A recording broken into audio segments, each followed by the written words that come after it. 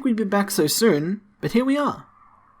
Over the weekend, we had two pretty distinct controversies arise at completely different events. The first we're looking at happened at San Diego Regionals, with the stream provided by Super Players.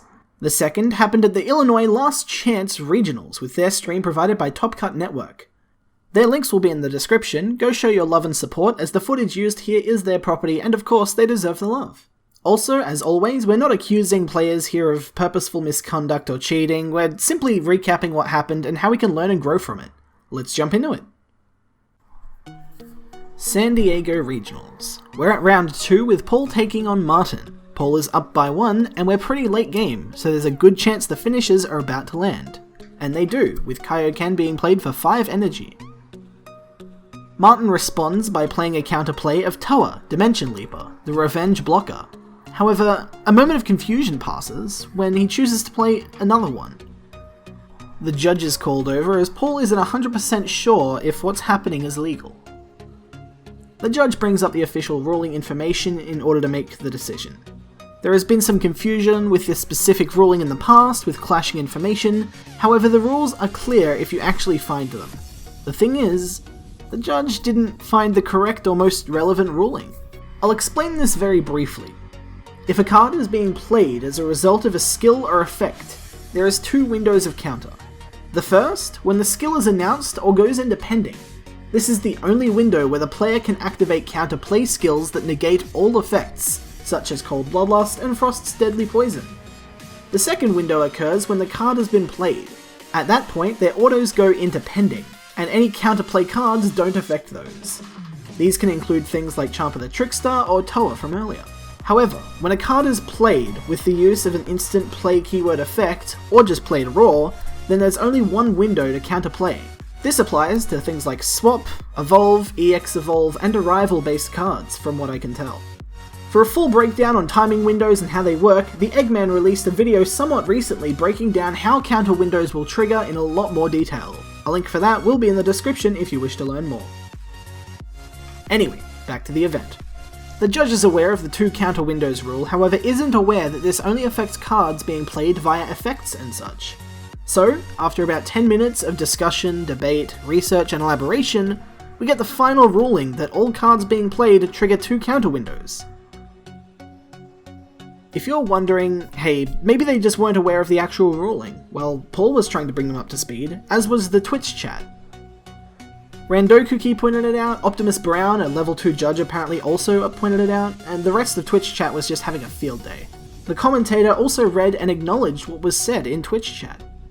And just for good measure, another player also jumped onto the stream during the confusion to confirm what he knows. But in this situation, I do think there's only one counter window because Kaioken isn't putting anything in play. It's just that's the card that's coming into play. And okay. That's it. Yeah. So, if it was like a chain attack, where like, that's putting something into play as well. I heard so it's something like that, right? So then there's 2 counter windows. But as far as I know, if it's like a single battle card being played, there's only one, right? One okay, yeah, because I remember the bad guy here wasn't the Brawly player who was misinformed on the rulings, or the judges who came to the same decision.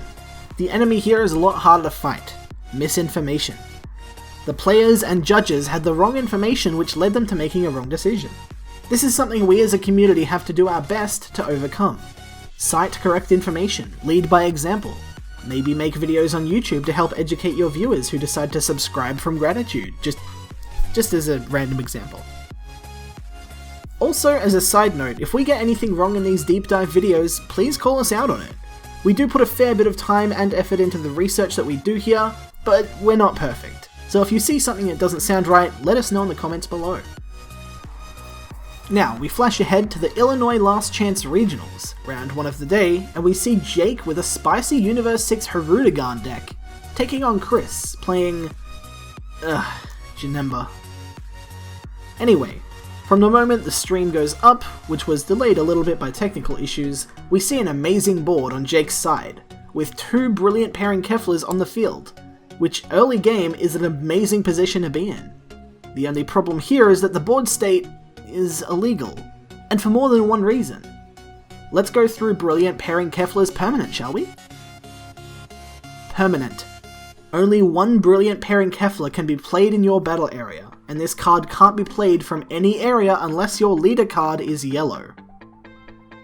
Hirudegarn is a blue leader, and unless you go to town with that bad boy with a crayon, it's pretty unambiguous. I'm also not going to bother explaining how 2 is more than 1. And just like that, this Super Spicy Universe 6 Hirudegarn deck ended up being against the rules, which is quite a shame.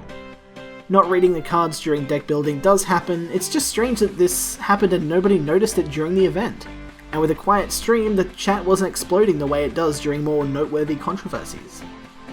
Jake went on to win that round, and while I'm always for destroying Janemba players, it's kind of upsetting this wasn't legal. In a traditional setting, if this was pulled to the attention of the judges, Jake would receive a round loss and be forced to play with Keflers in deck, forbidden from playing them. This might not seem like too significant of an event, however if the match proceeded and was processed normally, which I'm not 100% sure on but I believe it was, then the effects that this have on the rest of the entire tournament would continue to trickle over. And I can't believe I'm about to sympathise with a Janemba player, but I feel a little sorry for Chris. However, at the same time, he could have read the card at any stage and realised that what was happening was against the rules, and he didn't, so I guess this is his fault just as much as Jake's. Moving forward, the only lesson we can really learn here is that you should be careful with reading the card while deck building, and if your opponent is playing something rogue or jank, feel free to take the time to read the card's full effects, just so you know everything is on the level. To summarise, get good? I guess that'll do. Let us know what your thoughts are on both of these in the comments below. Again, big shout out to the broadcasters and event organisers that are crucial to the scene's continued growth. I hope you enjoyed this deep dive. Thanks again to the Cyberman for having me on. Remember to subscribe to the Cyberman for more high quality DBS content, or even check me out in the description for non-DBS garbage.